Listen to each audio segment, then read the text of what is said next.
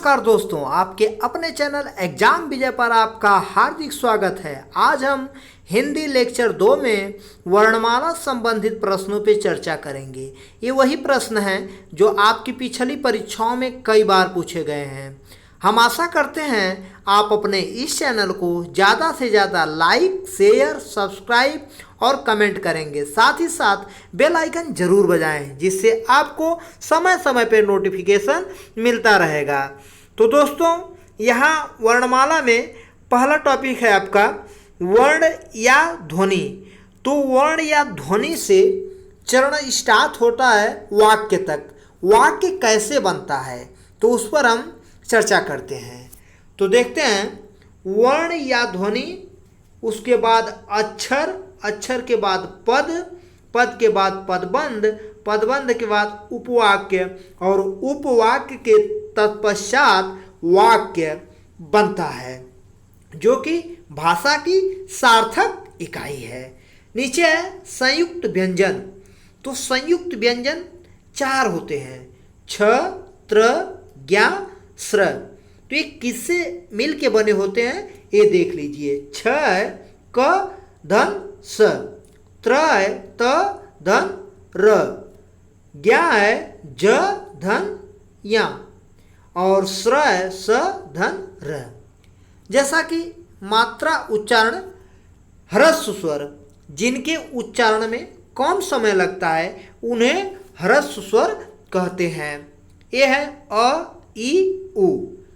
अगला है दीर्घ स्वर, जिनके उच्चारण में अधिक समय लगता है उन्हें दीर्घ स्वर कहते हैं। ये है आ, बड़ी, बड़ाऊ, ए, ओ, आ। फिर उसके बाद है प्लुत स्वर, जिनके उच्चारण में दीर्घ स्वर से भी अधिक समय लगता है उन्हें प्लुत स्वर कहते हैं। जैसे है राम, इसको आप जब प्रोनाउंसिएशन करेंगे राम, ज़्यादा समय लग रहा है। अगला है आपका अंतस्थ व्यंजन। तो य, र, ल, व अंतस्थ व्यंजन के अंतर्गत आते हैं। अंतस्थ व्यंजन को सघोष अल्प प्राण कहा जाता है। तो यहाँ जो ये आधा स है इसको को रिलेट्स कर दीजिए पूरे स से सघोष, और जो ये अ है इसको लाइए यहाँ से को रिलेट्स करिए अ को अल्प प्राण। तो अंतस्थ व्यंजन क्या है? सघोष अल्प प्राण है। अगला है ऊष्म संघर्षी व्यंजन। तो ऊष्म संघर्षी व्यंजन के अंतर्गत स, षट्कोण स, छोटा स, ह आते हैं। अब ये ऊ को आप अ कर दीजिए, तो ऊ को अ करेंगे तो अघोष हो गया, और म को महाप्राण करेंगे तो ऊष्म संघर्षी व्यंजन अघोष महाप्राण है। अगला है आपका अघोष अल्प प्राण, अघोष महाप्राण, सघोष अल्प प्राण, सघोष महाप्राण, सघोष अल्प प्राण नासिक्य। एक लाइन में इसको लिखिए। फिर उसके बाद जैसे आप कंठ वर्ग लिखें, तालव्य वर्ग लिखें, मूर्धन्य वर्ग लिखें। तो जैसे है कंठ वर्ग हम लिखते हैं, यहाँ लिखिए क, यहाँ लिखिए ख, यहाँ ग, यहाँ घ, यहाँ अंगा। तो जो 5वां अक्षर है, चाहे वो तालव्य वर्ग हो, मूर्धन्य वर्ग हो, दंत वर्ग हो या फिर ओष्ठ वर्ग हो, सबका 5वां अक्षर जो है वो सघोष अल्प प्राणनासिक के अंतर्गत आएंगे, क्योंकि इनका उच्चारण जो है ये मुख और नाक दोनों से है। और जितने भी इसके अलावा हैं, अघोष अल्प प्राण क हो गया, अघोष महाप्राण ख हो गया, सघोष अल्प प्राण ग हो गया, सघोष महाप्राण घ हो गया। अगला है ऊष्म संघर्षी। तो ऊष्म संघर्षी के अंतर्गत ख, ग, ज, फ एक कई एग्जाम में पूछे गए हैं, इसको ध्यान से देख लीजिए। तो इस प्रकार कुछ महत्वपूर्ण तथ्य थे, उस पर हमने चर्चा किया। और चलते हैं आपके महत्वपूर्ण प्रश्न पे। तो आपका पहला प्रश्न है, निम्न में अर्ध स्वर हैं, जिसका राइट आंसर है ऑप्शन ए, य, व अर्ध स्वर हैं।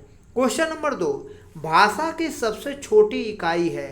तो इसका राइट आंसर है ऑप्शन बी, भाषा की सबसे छोटी इकाई वर्ण है। अगले क्वेश्चन पे चलते हैं। क्वेश्चन नंबर 3 है आपका, हिंदी भाषा की वर्णमाला में मूलतः कितने वर्ण हैं? तो ये हैं 52 वर्ण, option A right answer.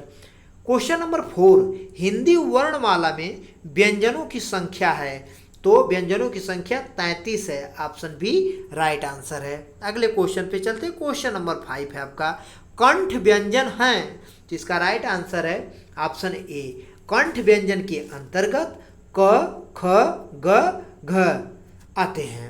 Option B है च, छ, ज, झ।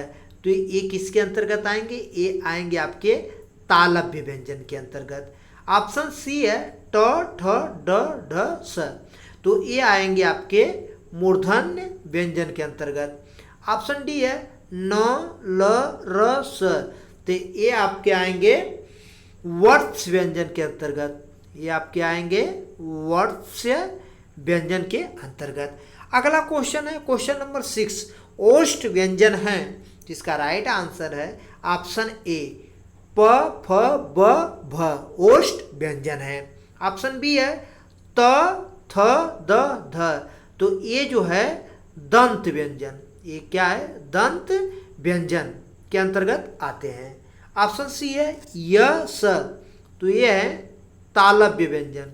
और ऑप्शन डी है व, फ। तो ये है दंत ओष्ठ व्यंजन। अगले क्वेश्चन पे चलते हैं। क्वेश्चन नंबर 7 है आपका, निम्न में से विपरीत यानी ओपन स्वर है? तो इसका राइट आंसर है ऑप्शन ए, आ कहने पर आपका मुंह पूर्ण रूप से खुल जा रहा है। ऑप्शन बी है अ, ए, औ, आ। तो ये जो है अर्ध विपरीत यानी हाफ ओपन स्वर है। क्वेश्चन नंबर 8 है, निम्न में से समृद्ध यानी क्लोज स्वर हैं? तो इसका राइट आंसर है ऑप्शन ए, छोटी, बड़ी, ऊ और बड़ाऊ। ऑप्शन बी है ए, औ। तो ये जो है आपका हाफ क्लोज यानी अर्ध समृद्ध स्वर है। अगले क्वेश्चन पे चलते हैं। क्वेश्चन नंबर 9 है, निम्न में से कौन अग्र स्वर के अंतर्गत है? तो इसका राइट आंसर है ऑप्शन बी, छोटी ई, बड़ी ई, ए। ये अग्र स्वर में जीभ का आगे का भाग काम करता है। और इसका जैसा कि ऑप्शन ए है अ, तो ये जो है मध्य स्वर है। तो मध्य स्वर में जीभ का मध्य भाग काम करता है। ऑप्शन सी है आपका आ, उ, बड़ाऊ, ओ, औ। तो इसके अंतर्गत जो है जीभ का पिछला वाला भाग करता है, ये पश्च स्वर के अंतर्गत आते हैं। ऑप्शन डी है उ, बड़ाऊ, ओ, औ। तो ये जो है आपके वर्तुल, ये वर्तुल स्वर के अंतर्गत आते हैं। अगला क्वेश्चन है क्वेश्चन नंबर 10, निम्न में से कौन सा वर्ण घोष है? तो इसका राइट आंसर है ऑप्शन सी, द। घोष वर्ण जो है द है। अगले क्वेश्चन पे चलते हैं। क्वेश्चन नंबर 11 है आपका, ए, ऐ वर्ण क्या कहलाते हैं? तो इसका राइट आंसर है ऑप्शन ए, कंठ तालव्य। क्वेश्चन नंबर 12, हिंदी वर्णमाला के स्वरों की कुल संख्या कितनी है? जिसका राइट आंसर है ऑप्शन बी, ये है 11। अगले क्वेश्चन पे चलते हैं। क्वेश्चन नंबर 13, निम्न में से कौन सा घोष वर्ण है? तो इसका राइट आंसर है ऑप्शन डी, म घोष वर्ण है। क्वेश्चन नंबर 14, महाप्राण ध्वनियां व्यंजन वर्ग में किससे संबंधित हैं? तो इसका राइट आंसर है ऑप्शन सी, दूसरा और चौथा। एक बार पुनः याद करते हैं। पहला था आपका अघोष अल्प प्राण, अघोष महाप्राण, सघोष अल्प प्राण, सघोष महाप्राण। तो इस प्रकार ये उसका क्रम था। अगले क्वेश्चन पे चलते हैं। क्वेश्चन नंबर 15, अल्प प्राण ध्वनियां व्यंजन वर्ग में किससे संबंधित हैं? तो इसका राइट आंसर है ऑप्शन ए, पहला और तीसरा।